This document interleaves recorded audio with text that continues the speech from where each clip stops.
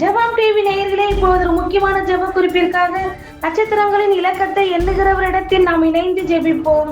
தூத்துக்குடி மாவட்டம் விளாத்திக்குளம் அருகே அரசு பள்ளியில் 7ஆம் வகுப்பு மாணவன் மயங்கி விழுந்து பரிதாபமாக உயிரிழப்பு. ஏசாயா 40:29 படி, சோர்ந்து போகிறவனுக்கு பலனையும் சத்துவமில்லாதவனுக்கு சத்துவத்தையும் பெருக பண்ணுகிறவர் நம் தேவன்.